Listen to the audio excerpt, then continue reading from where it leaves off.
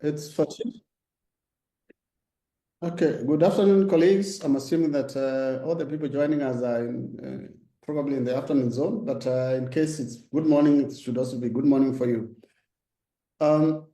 It's an exciting day for us to have two distinguished presenters presenting a webinar based on a policy brief that they published not too long ago. But before we probably get started, let me ask the center director to say a couple of words. And by way of introduction, my name is Jacob Mati. I am the deputy director of Center on African Philanthropy and Social Investments, CAPSI in short, at the Wits Business School.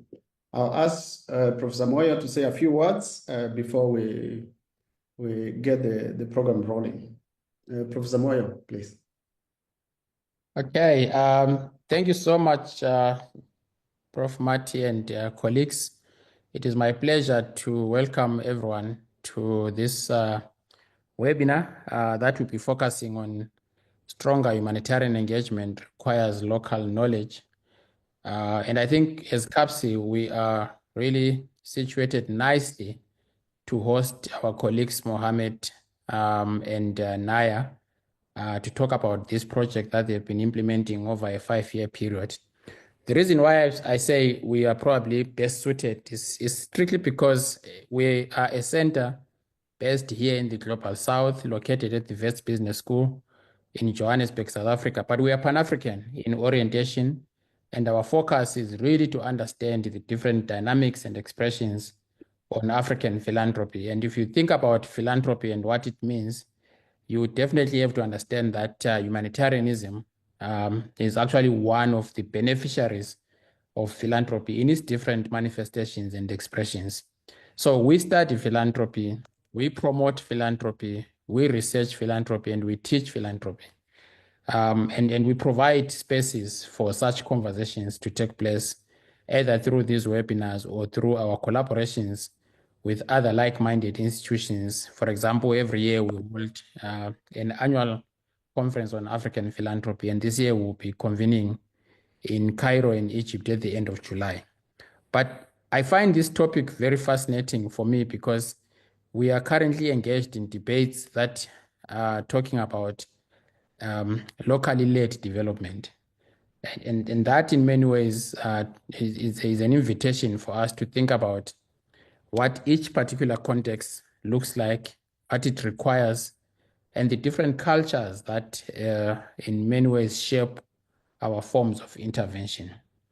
And humanitarianism is one intervention that universally is practiced either through the United Nations or through different actors, depending on where they are located.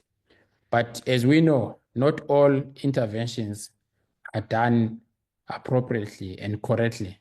Some actually miss the context and nuances of the local environment and local context. And so we are really excited to host our colleagues to actually take us through this program. And hopefully some of our students are also joining because this is an area that is less researched for us as CAPSI. And going forward, we would want to make sure that we collaborate with our colleagues from different centers across the world so that we can actually sharpen our focus on some of these research areas. So I want to take this opportunity to welcome everyone on behalf of the school, on behalf of the center, and wish everyone a successful and fruitful discussion. Thank you so much, and over to you, Professor Mati. Thank you, Prof. Moyo, for the warm welcome. Colleagues, like I said, it's an exciting time, as Professor Moyo has also alluded to, in the sense that this is an area where we probably haven't done as much as we would have expected. And a little earlier, as we were trying to make sure that the system is working for the webinar, you reminded us of several incidences that have been happening in our parts of the world where we sometimes have to rely on government declarations of a state of disaster so that aid organizations like ours can be able to act. And I think this particular project, whose policy brief is being presented today, does offer an opportunity to help us talk to certain elements about humanitarian responses or humanitarianism, as it were. When talking about partnerships, what does it mean? What are some of the models that probably worked? And this particular project is likely to, or has been able to unearth, as it were. It is also to help us understand when we say do no harm, what exactly does it entail in humanitarian context, but also the types and layers of accountability that are there in these arrangements. And I think this particular project will likely be able to help us to understand this. I know they will talk more about the nature of the collaborations that have happened in the research projects. But by way of introduction, just to say that this has been coordinating this, and this is the Danish Institute for International Development, or International Studies, sorry, and with partnerships with the RACO Institute in Hargeisa, the Rift Valley Institute in Nairobi, but also the Institute for Development Studies at the University of Nairobi, who are also partners in other projects that you're doing. And we are happy to host the webinar, which will be presented by Dr. Mohamed Aden Hassan and Dr. Nauja. Dr. Mohamed Aden Hassan is a scholar and a community advocate with over 2 decades of expertise in research, media, community engagement, and even entrepreneurship. And this reminds me of a paper report that he sent me not too long ago around CSI initiatives in Somaliland, which I found quite exciting.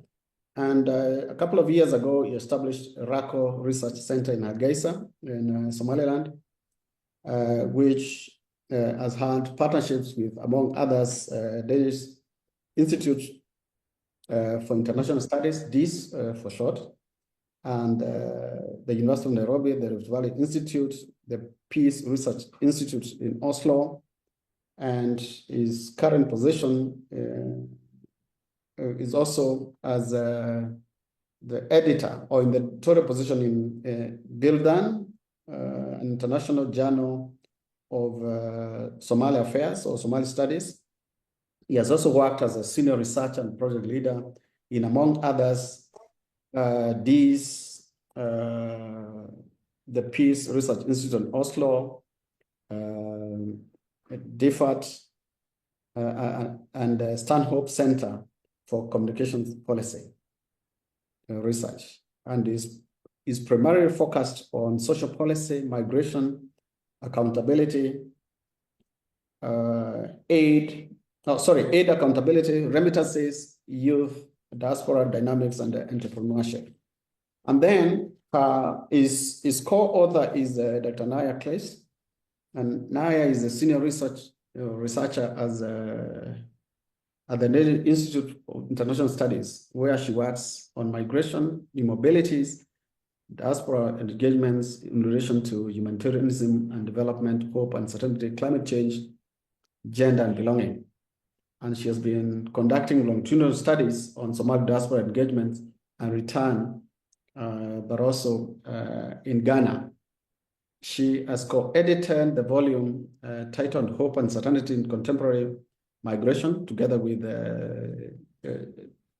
Dot Tosen in 2017, and has published in, among others, International Migration Review, African Affairs, Geoforum, Ethnography, History and Anthropology, Africa Diaspora, Journal of Ethnic and Migration Studies, Climate and Development, and Bildan. And she's the principal investigator of this collaborative project for which they are presenting today, which was titled, or is titled Diaspora, Humanitarianism in Complex Crisis, which has been running since 2019.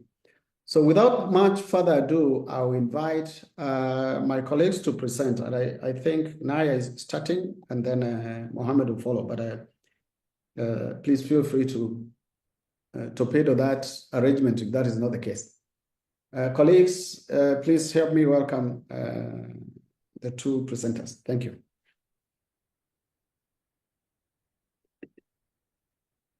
I thank you very much. I think I will kick off, and then Nauja will more broadly talk about the wider project. But let me start by saying what an exciting day, and I would like to start with thanking Professor Jacob and the Professor Moyo for the kind introduction, but also the opportunity to be part of this larger entity called CAPC. And I think Professor Moyo is spot on when he says they're well placed actually also to accommodate this type of engagements because it has really more relevance across the African region in that respect.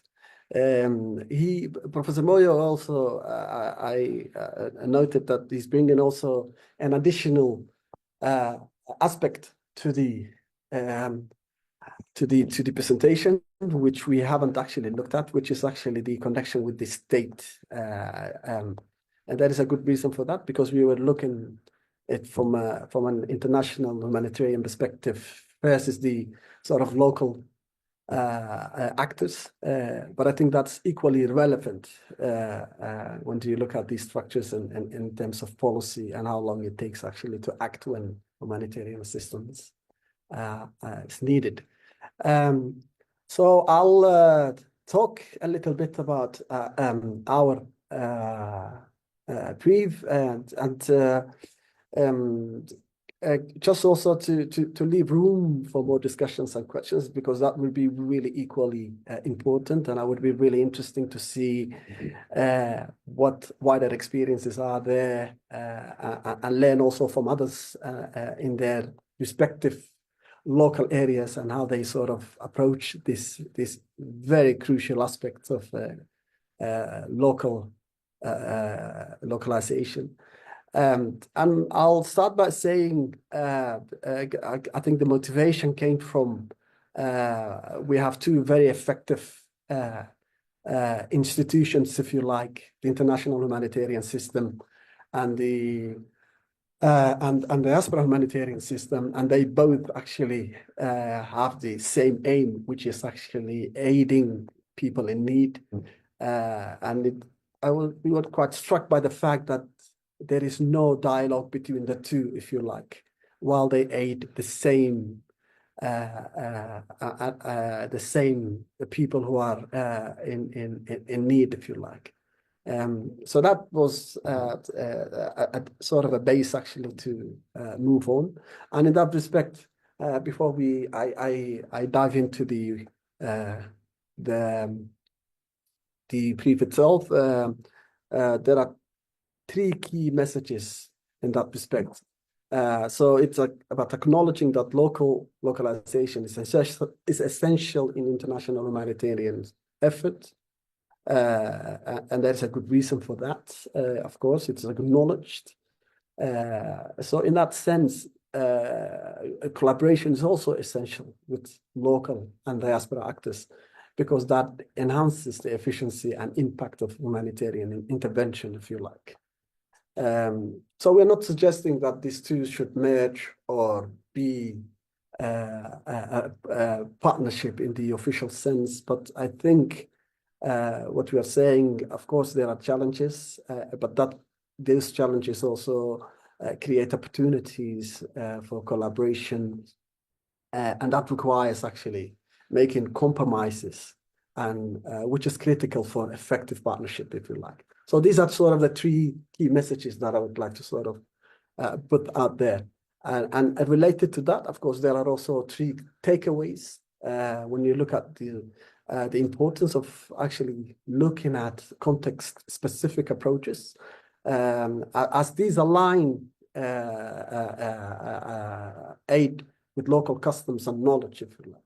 And then, of course, the importance of the do no harm principles, which basically means that understanding local dynamics is really critical to prevent unintended consequences. And then thirdly, it's about creating hybrid accountability frameworks. And here, the argument that we make is actually combining trust-based local mechanisms with global standards. When we look at the Somali diaspora humanitarians in that respect, we are talking about independent, trust-based emergency relief efforts that is actually done by the diaspora. And these have benefits. So their strengths are that they are rapid in mobilization and resources, as well as they are embedded in local context. So they understand the local context. They are very much intertwined with what's taking place locally. They have great connections with the local communities. But there are also challenges, of course, when you look at the diaspora humanitarianism. They tend to be exclusionary and marginalized sort of groups. And there's a good reason for that, because in often diaspora humanitarianism is also very targeted, and diasporas focus on their hometown associations and the places where diasporas actually originate from, and that often means that not everybody is actually part of that larger intervention, if you like. So there is therefore there is perceptions of partiality, if you like. So it's not, it doesn't accommodate everyone. And the second slide, if you like.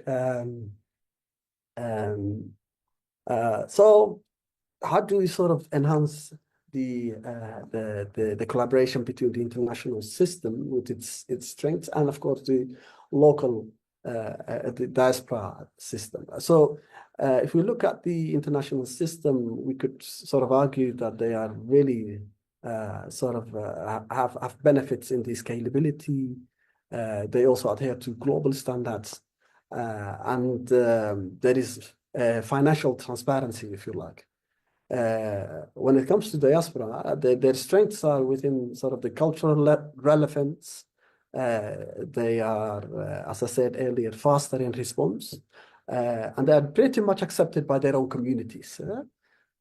So in that respect, the way forward, and one of the arguments that we're making is it's to have joint decision-making councils between the two, if you like, and long-term working relationships. I think these are two ways of actually enhancing these two very sort of different systems that operate in their own in parallel, and these two ways are sort of suggestions that they can come together, if you like. But there are challenges and dilemmas, of course, and these needs to be, of course, also taken seriously and looked at in more balanced way. So the speed and accountability is one way of balancing sort of the relationship. Another way of looking at that is also actually adapting to the rigid global procedures to local realities. This is really key because the international the humanitarian system adheres quite strictly to these global procedures, which is very much different when you come to the local realities. So there is really sort of a big divide in that respect. And I think really also what is important in that respect in addressing these challenges and dilemmas is sort of having mutual compromises to build trust and improve the outcomes. Without that, actually, the communication is just going alongside each other. So, so to conclude, of course, when you look at local involvement, which is really key, it's important to involve local communities in humanitarian aid efforts to make sure that they are effective and sustainable. So that's one really key areas to take away. And of course, working together, this means that combining the skills and resources of diaspora groups with international aid can help better meet the needs of communities in crisis. That's why really the collaboration also matters. And lastly, of course, there is a way of learning from each other. So the learning curve is really critical. So having open conversations and learning from one another can create strong and respectful partnerships in the larger humanitarian work. So without further ado, I'll stop there, and then of course we can have the wider discussion, but I would like to welcome Nauja to continue with the larger project of Diaspora Humanitarianism. Thank you. Yeah, thank you very much, Mohamed. And I will also start by really thanking CAPSI for hosting us. It's really a great pleasure and honor to be here. So what I'll do is that I'll talk a bit about the background and present our research project. Now it does, yeah, there it is. So this work comes out from the collaborative research project Diaspora Humanitarianism in Complex Crisis. As Jacob and Mohamed also said, this is a project now turning into almost a long-term project, going into our sixth and final year. It's a partnership between Diaspora, Rift Valley Institute, and the University of Nairobi. And on the photo here, you can see most of the group with some external participants from when we first met, all of us a few years ago. So our overall aim in the project is to look into how diaspora humanitarianism is mobilized, channeled, and delivered in the Somali regions during complex crisis. And I'm not going to give you like a full or like an overview of the Somali regions as such, but in this part of the world, as in many other places, there are numerous like recurrent and intermingling kinds of emergencies, including drought, floodings, conflict, widespread poverty, etc. And of course, when you speak about that, there's always a risk of like overemphasizing crisis. So it is with this kind of like caveat to remember that it's not all places that are equally affected. But anyway, this is our research group. We have 3 PhD students, all based at the University of Nairobi. We have had 2 postdocs, one in relation to Rago in Somaliland and one at DEES, and then a group of 6 seniors like Mohamed and me and other colleagues. We have been doing different kinds of field work through this in relation to various projects that I will go into in a bit more detail in a moment. But first, I would like to zoom out just a little bit and just mention some reasons why it's important in our view to look at and understand diaspora humanitarianism at a more general level. So why is this important? First of all, there's a crisis of the international humanitarian system. I mean, there are numerous crises going on there. One is underfunding. It's like a regular announced every year, usually several times, that are these huge crises with demands, and the funds that are mobilized to address these crises through the formal international system and the needs, there are huge discrepancy, and we, I guess, are likely to see that tendency be even more outspoken in the coming years.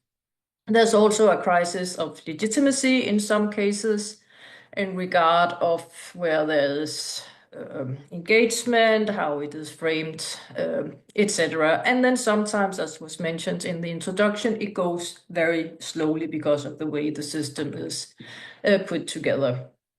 So various diaspora groups, including the Somali ones, emerge as key humanitarian actors in this way in terms of sending remittances that many diasporas do, no matter what, but also mobilizing when there are specific emergencies occurring, which could be drought or flooding or conflict or other aspects. And what we have seen in the project, and what is also seen from other contexts, is that there's usually quite fast mobilization of resources in like the initial period of such an emergency.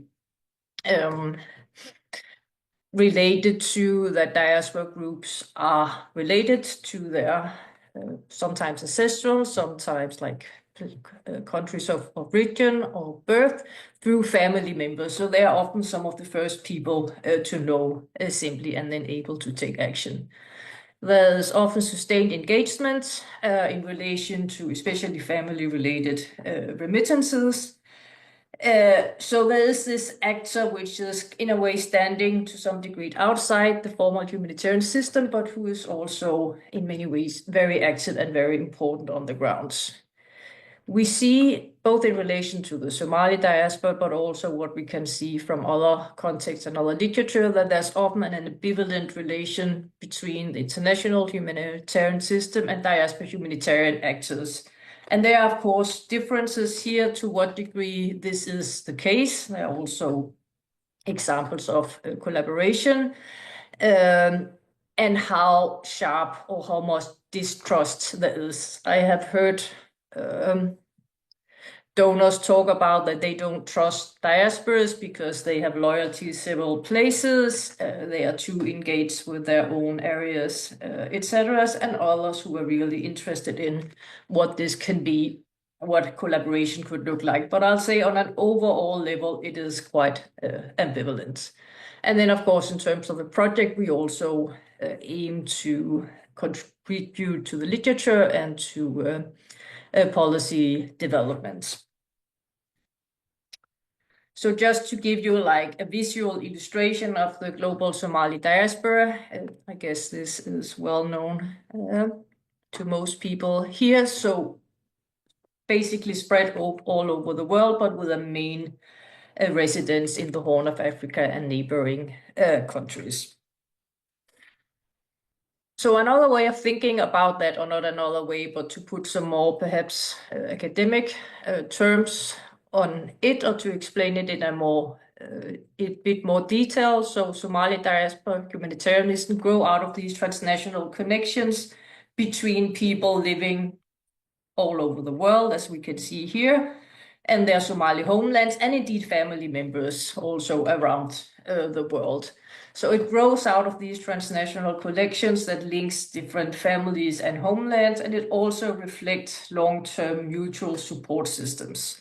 So that means that this kind of support during different kinds of emergencies, be they on a larger or smaller scale, they grow out of long-term practices. So while it has been intensified and globalized to a certain degree due to large-scale displacement from especially the 90s and onwards, it's not a new phenomenon as such.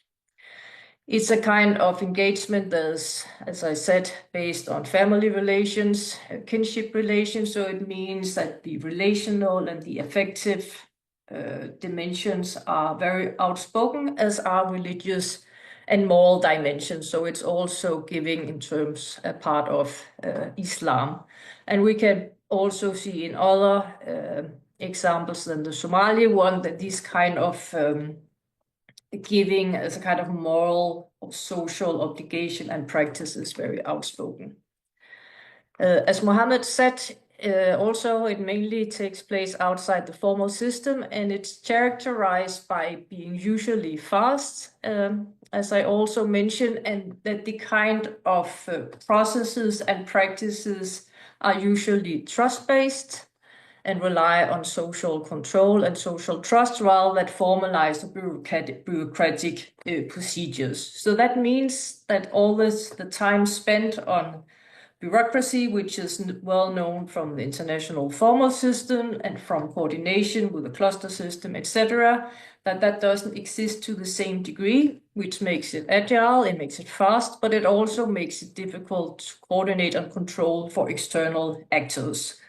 So these like independent diaspora humanitarian activities and engagement are not centrally coordinated by a state, institute, or other governance structures as such. They are much more like on the social kinship and or other kinds of social levels. So this is also some of the issues that sometimes makes the ambivalence and the distrust from the formal humanitarian system, because they think or claim that there's a lack of the kind of accountability that they recognize from their system. Finally, diaspora humanitarianism can be seen as a part of increase in these kind of new humanitarian actors. So there has been an interest in this for quite a few years, also in relation to the localization agenda, meaning that the formal system is looking for all kinds of actors and starting to recognize them. So like remittances, as we know, the international system in a way discovered remittances in the early 2000s, the World Bank, etc. But what really happened was that they realized this was taking place rather than identifying a new practice as such. And this, I will say, is the same case here. I will also say that when we talk about Somali diaspora humanitarianism, there's a certain risk of homogenizing the diaspora and overlooking various kinds of internal differences.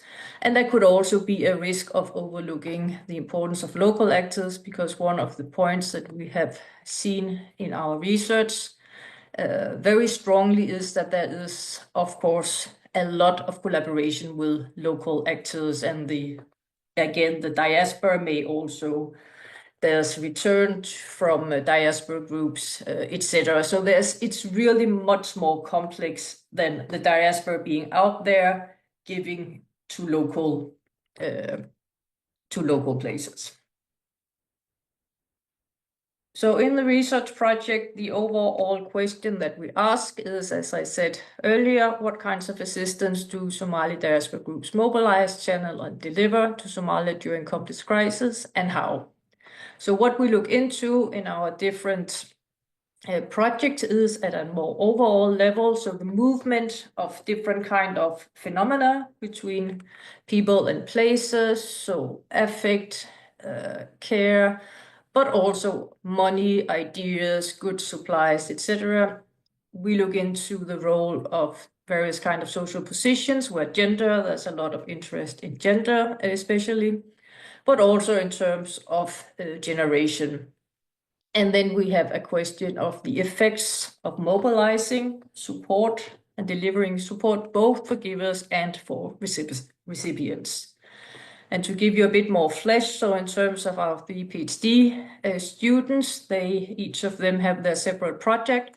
So one of them looks at the role of social media, especially WhatsApp, in the mobilization of diaspora humanitarianism, so how it's organized, different groups, how it develops over time. Another PhD student looks into the politicization or the possible politicization of being engaged in this kind of humanitarianism.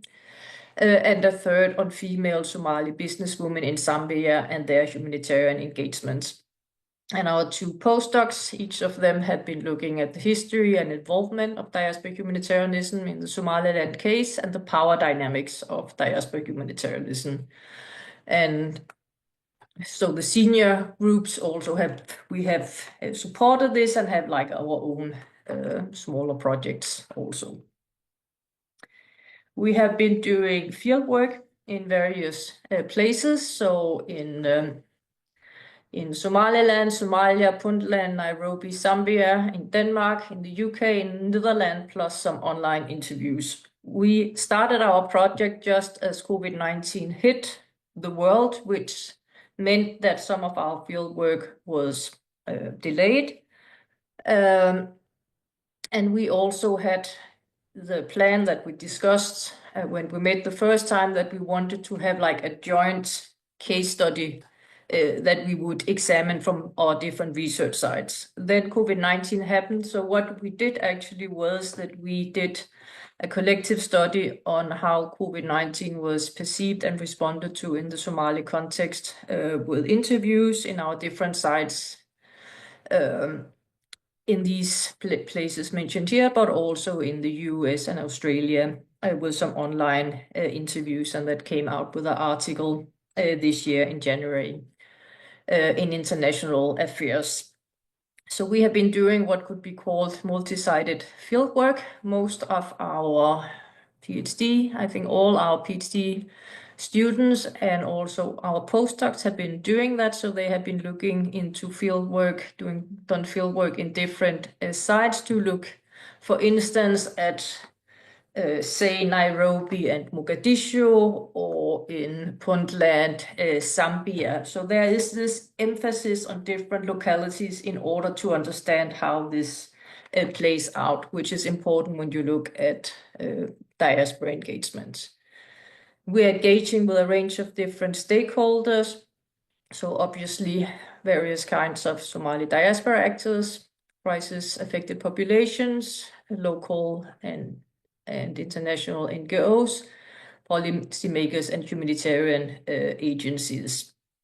And it's now that we are coming into the final year, then one of the things that we have been doing in this year and also last year is that we have started really to disseminate and discuss our research findings. So we have also done some policy dialogues in Nairobi, earlier on also in Hargeisa, where we have met and talked about our research result, really with an emphasis both of presenting, of course, but also really in terms of dialogue. And as Mohamed said, this is also what we hope will happen here.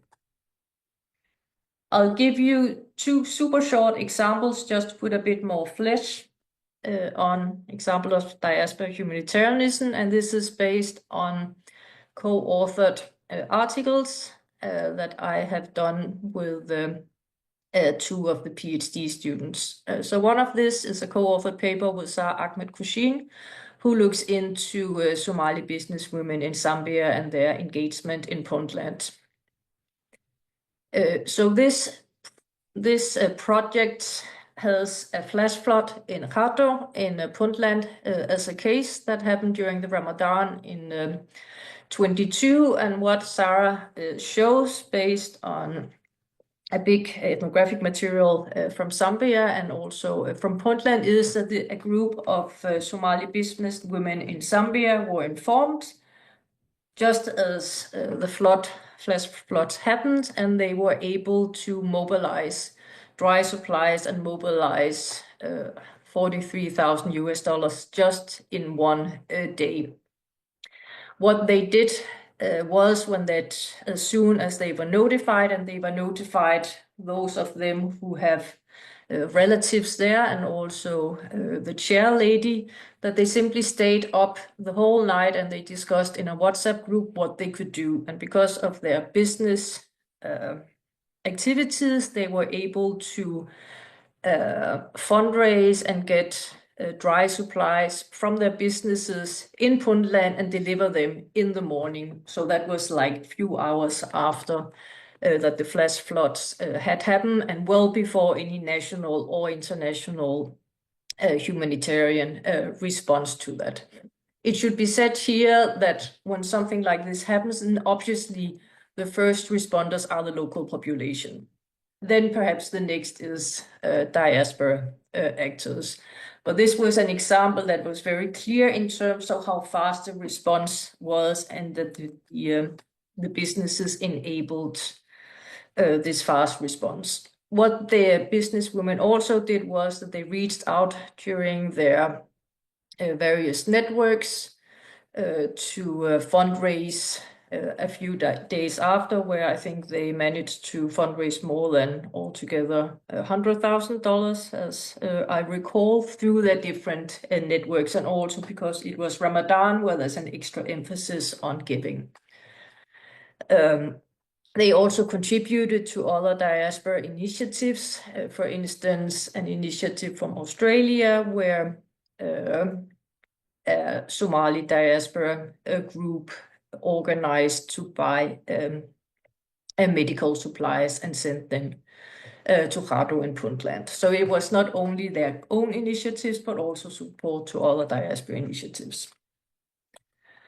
Another super short case study is done with Fatima Mohamed Dahir, who is another of the PhD students, and she's looking into WhatsApp groups for drought relief.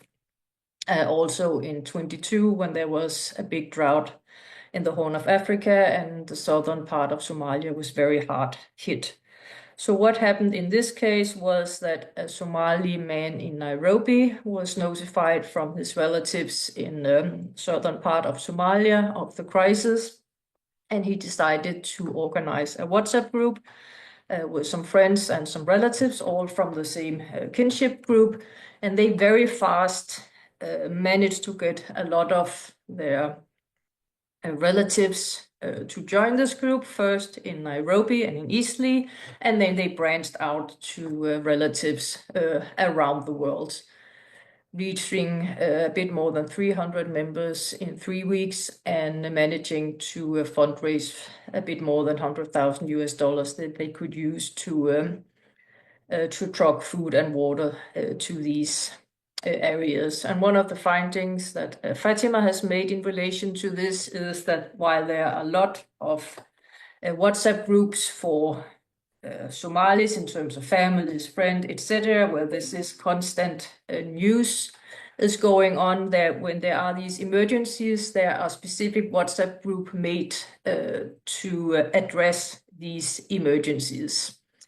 So people are brought together and they fundraise together to organize supplies, funds, etc. And usually this is done, of course, with people from the affected areas as part of it, typically with clan elders as well, maybe religious authorities also. So there are these, so it intermingles with these social dynamics.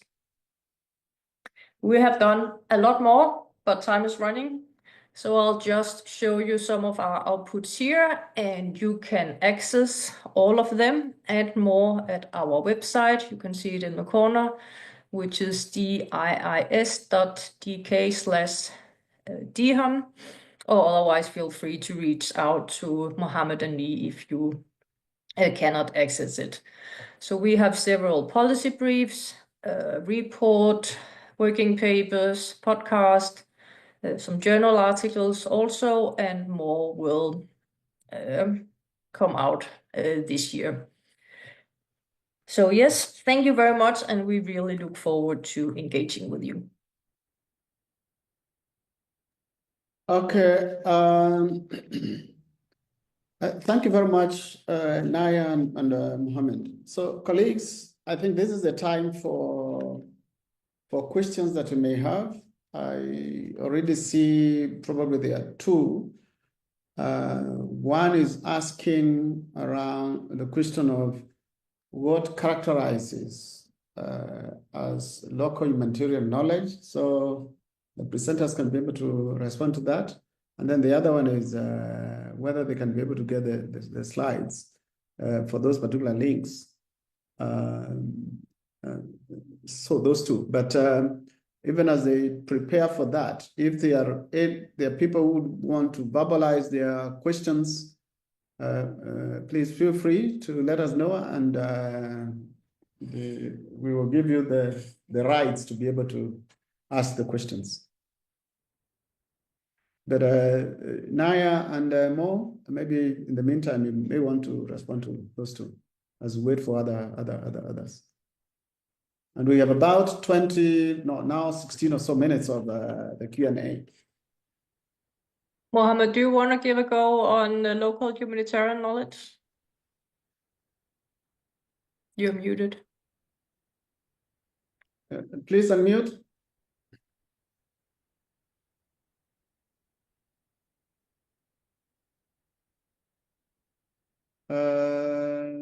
I don't know. You're muted.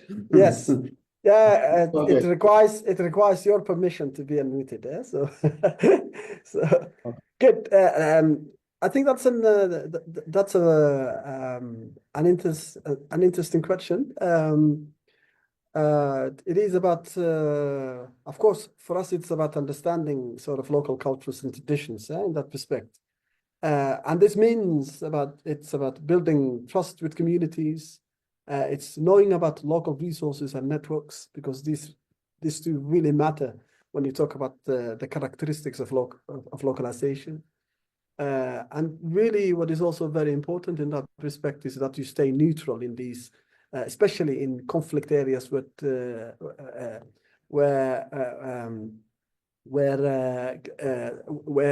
that happens in our case and in various Somali regions. So keeping your neutrality matters then in that respect. And of course, the idea is to adapt aid to local needs. Again, something really important for the efficiency and impact for humanitarianism. And I think we should also not forget about that we learn also from the past in that respect. And lastly, but not least, it's about supporting sort of marginalized groups. As I said in the presentation, especially when you look at the diaspora-focused humanitarianism, they tend to focus on certain specific groups and actually could have the tendencies of actually excluding intentionally or unintentionally in that respect other groups who have similar needs in that respect. Yeah, Thank you. I can perhaps add that so the emphasis in our policy brief on local humanitarian knowledge, it's also very much directed to the international humanitarian system. And the emphasis, the interest there in localization. So what we did in relation to this policy brief is, of course, that it builds on the research that we have been doing individually and collectively, but we also interviewed, Mohamed and me, policymakers and humanitarian actors, various kinds of humanitarian actors in Nairobi and Hargeisa. And I was personally quite shocked sometimes to hear about like the lack of knowledge of local conditions in some part of mainstream humanitarianism. And again, I think there are huge differences and all that. But the thing that, because there's such, I think in the international humanitarian system, there's lots of emphasis on being efficient and being like having these kind of technical solutions, which means that having more locally adapted interventions and support sometimes, I think, kind of doesn't happen because it's cheaper, seen as cheaper or less costly, unlike on the short scale, to use what you do elsewhere, because you already have the supplies, you have like the procedures and all that. So the emphasis on, so there's both, as Mohamed says, there's like knowing and respecting what goes on locally in terms of traditions,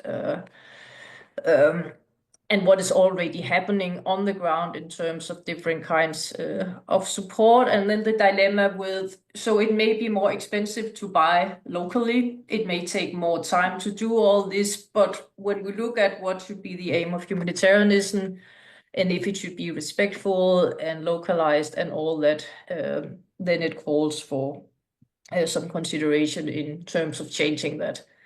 And I had this very interesting experience that I was part of a panel in an international humanitarian organizations, and everybody agreed that localization, that's the thing to do. But then when it comes to, for instance, buying locally, which is more expensive, versus, as they framed it, saving lives, it becomes difficult. And I think these dilemmas, this is put on like, in a quite dramatic way, are really also something that we are interested in throwing light on, that there are a lot of quite difficult dilemmas, but there are also a lot of opportunities to enhance what is going on. Thank you. Thank you. Any other questions or comments, contributions? It's still early in the year. It seems like some people are still on the Christmas break. But we are all on the Christmas break, as it were. I think that there is a question on the on the Oh, role. yeah. There is a Sean. Sean, do you want to verbalize the... Yeah, I think that's also a very interesting question. In terms of the need identification, I think about it's when it comes to that, it's about sharing first-hand knowledge about their specific needs, priorities, and vulnerabilities. Because without that, actually, you can't do the work that you want to do. So that's the first thing actually to think about. Secondly, I would say also looking at participation and planning. And that means, or I should better say, that requires that one collaborates with humanitarian actors to design aid programs that align with local realities. And often than not, what we see is that programs that affect local communities are designed somewhere else and then brought into the local community, and that sometimes create tensions because these are sometimes not based on the realities and the needs, very specific needs for local people. Thirdly, I would say cultural guidance, if I may put it that way, and that is actually providing insights into cultural practices to ensure that aid is relevant and respectful. I think we keep coming back to this respectful approach. And then, of course, in order to learn, it's about having ways to monitor this and then get the feedback, the necessary feedback, perhaps offering real-time feedback on aid implementations to improve its effectiveness. And I think, as we said before, it's also about decision-making, participation in joint councils or communities, however you want to call this, to influence resource allocation and project strategies. What is, I think, also quite important is about resource mobilization, contributing to local knowledge, and that is, I mean, contributing to local knowledge networks, and at times also manpower to support aid efforts. And lastly, I think it's also about advocacy.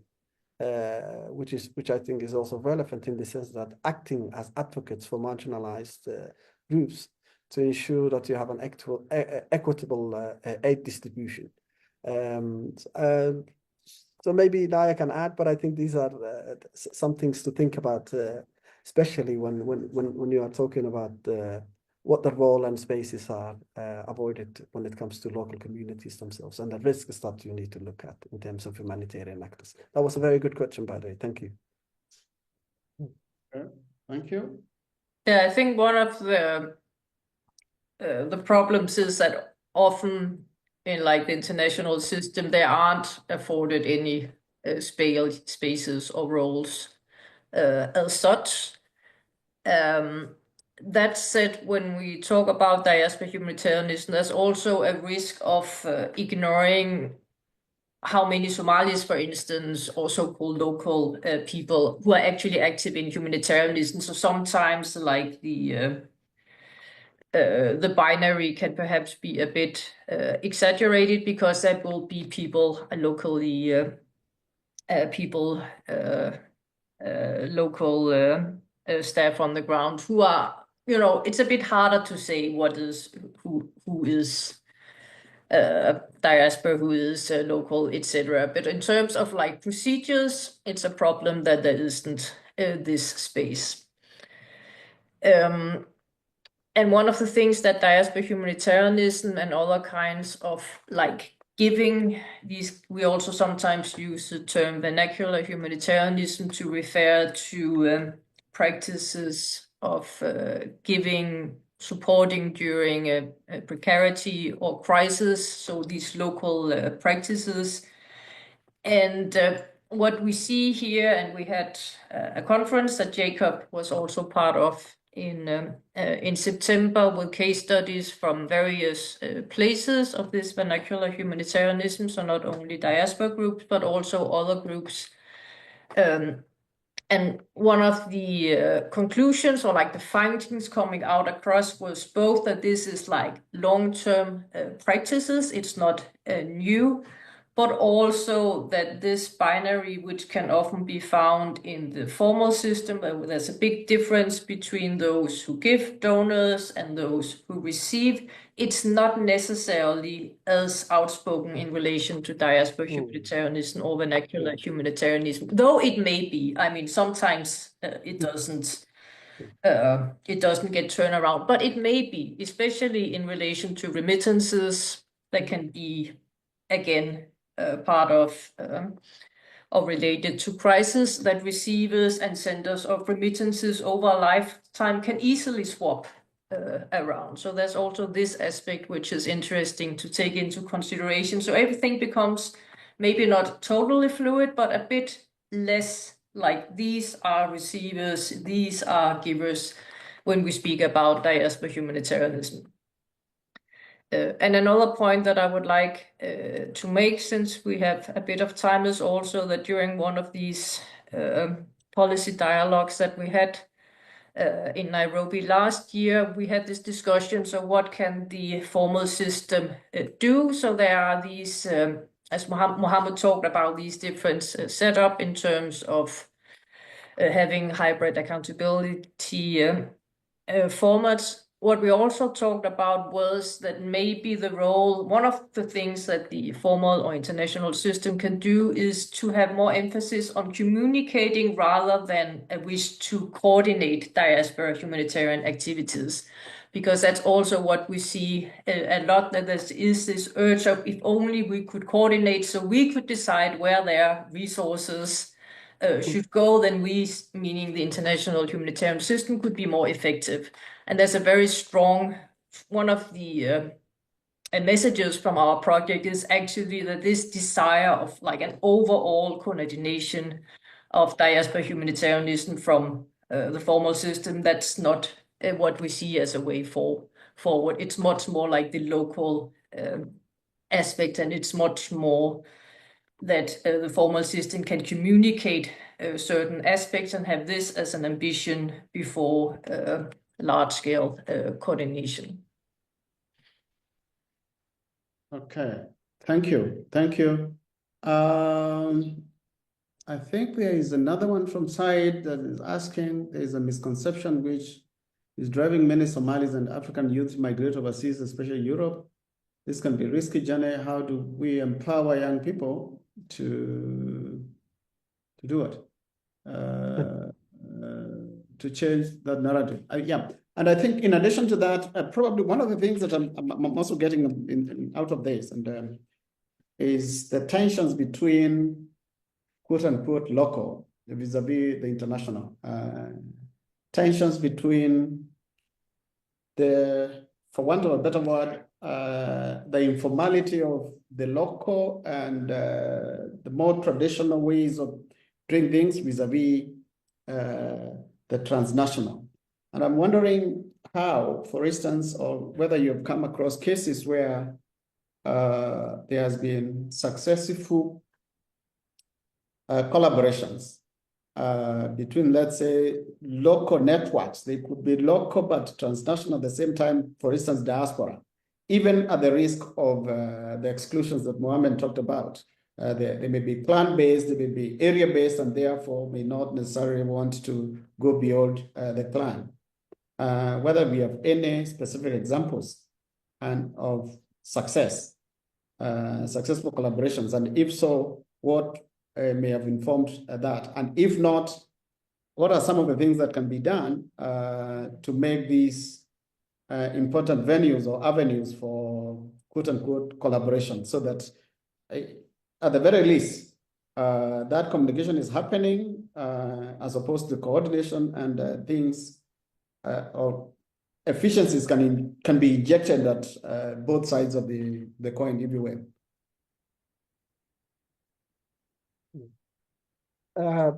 Shall we first look at the? I'll take the first question, and then maybe we can come back to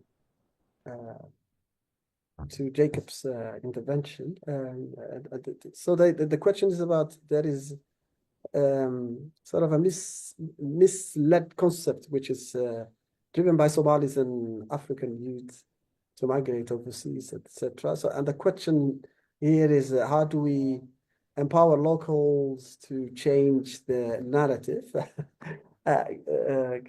That's again an interesting question. I think really this is a quite broad question. So it comes back to how do we sort of create economic opportunities for young people. So this is about investment and job creation, of course. And if I look at the Somali case, of course, there are great opportunities in industries like agriculture, fisheries, technologies, to create some sort of sustainable employment, because I think that's at the heart of why young people look for other green pastures, if you like, and of course, if we look at the topic that we are talking about today, it's there are also opportunities for diaspora investments, and they could really also leverage diaspora resources to fund local development and create jobs in that respect. And of course, we cannot miss the importance of education. So, and that goes for the educational training, but also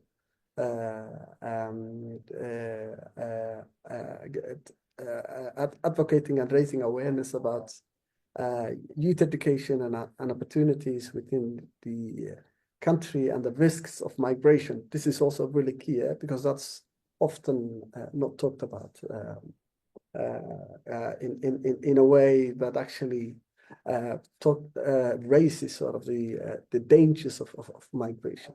I think in the past, what we've done some work on promoting role models, showcasing success stories, highlighting sort of locals who have built successful lives without migrating, and also looking at youth ambassadors, encouraging youth leaders to advocate for opportunities at home. But of course, you could also look at the local infrastructure and how you could strengthen that. One thing that comes to mind is digital connectivity, and making use actually enabling sort of the online opportunities to improve the network and infrastructure. And within the Somali case, actually, it's one of the most connected digital communities, and but again, that has not been capitalized on in a way that it should be. The other areas that I think it's about creating platforms like this for discussions and talk about sort of the risks of migration and offer sort of viable alternatives. And one thing that I have also been involved with personally is actually about how do you sort of involve parents and the wider families and work with them to actually shift the mindset and support the youth to explore local options. And this is really easier said than done if the infrastructure is not ready. But I think really that's also a an important aspect, especially within the local Somali community, because these young people are also sometimes sent deliberately because they are also seeing the future pensions of their parents. And that's something that I have seen time and again within the local context, and it's really one that had our attention in few years back, and we've done some interventions around this locally. And of course, other ways of looking at this is policy and advocacy. This is always an important aspect, to develop policies to support youth employment, education, and entrepreneurship. Really key issues, but also looking at cross-sectoral collaboration, especially when you look at the international aid support, but also investments, whether these come from local, diaspora, or otherwise. And so the NGOs could partner with private sectors and international organizations to create much more impactful programs. And I could really talk on and on. And this is because I've done some work around this, but I think I'll stop there and maybe allow Nauja also maybe to respond, maybe focus on Jacob's question. Yeah, thank you. So I want to start by addressing a comment which has now disappeared, I think, but it was a very, very important comment. So I'll do it anyway, which is that knowledge is good, yes, but resources is really what matter. And I want to say thank you for that comment, because that's very true. Really, and it also goes back to the so-called localization, or it doesn't go back to that, but it's reflected in the problems around realizing the localization agenda, or the aim that was committed to in the grand bargain in 2016 of where international humanitarian organizations, etc., agreed on that a large part of international humanitarian funding should go to local and I think national humanitarian organizations. I don't remember exactly the percentage. This has not happened at all. Actually, the percentage of humanitarian funding going to local organization has dropped, as far as I know. So it's a really, really pertinent question in terms of where does the money go and what does that enable, also in terms of having closer local collaboration on the ground.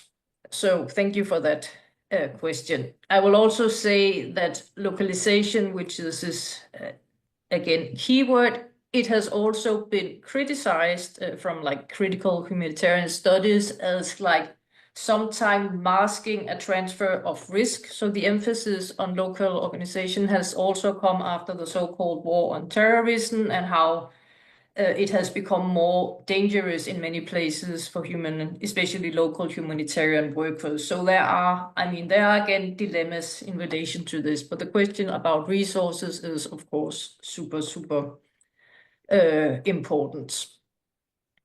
Then there was Jacob's question about successful collaboration. So was that between diaspora groups or local groups and the international system?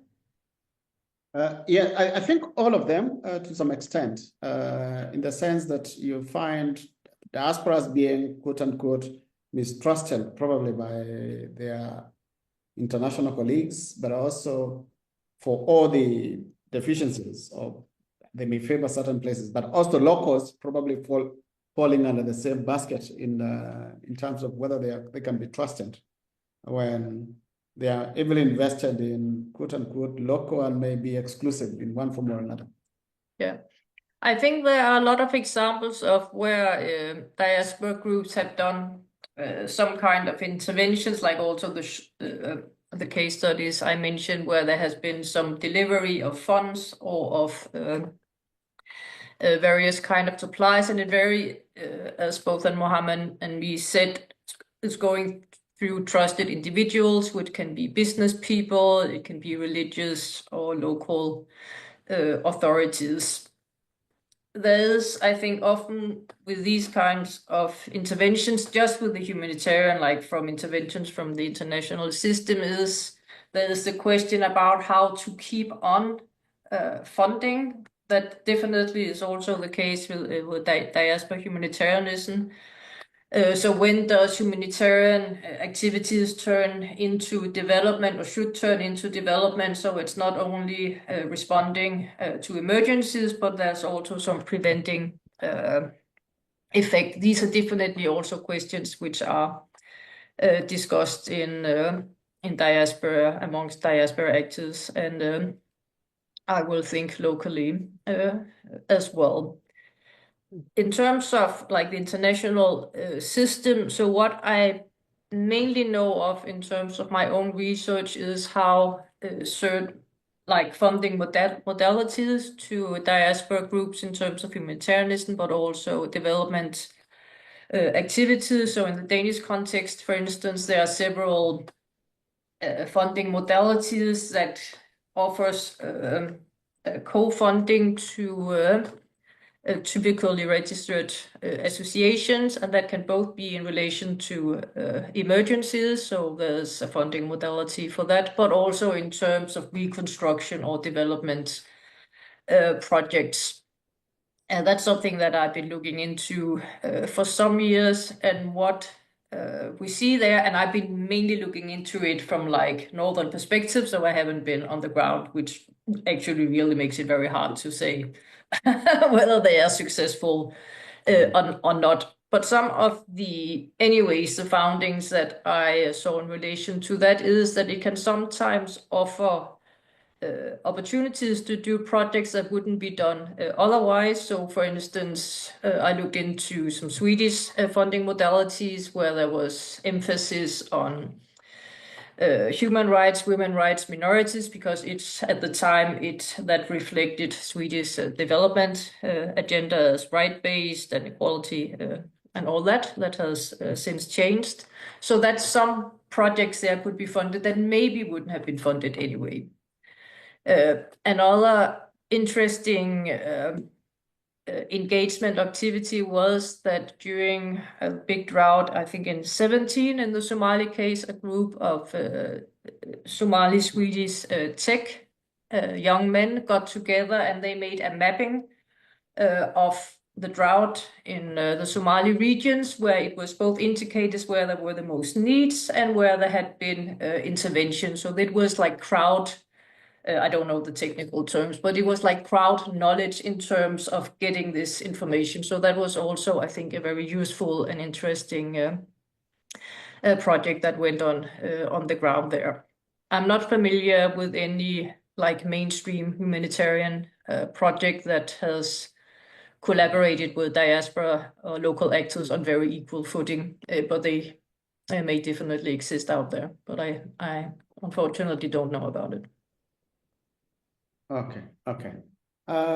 Thank you very much. I know people may have more questions, but unfortunately we have to end in exactly 3 minutes, if I'm not mistaken. And I think first of all, I want to thank Nauja and Mohamed for the presentation, and I think for opening our eyes to some of the things that probably in our own academy we haven't paid as much attention, or rather at the center, as would be the case, even though we find ourselves at the probably getting to those spaces that where you guys are operating in terms of some of the projects that we have had. And I think this, I think I'll be speaking to some of my colleagues who I'll say this is an eye-opening thing in so many ways for us, because it's an area probably of more collaborations.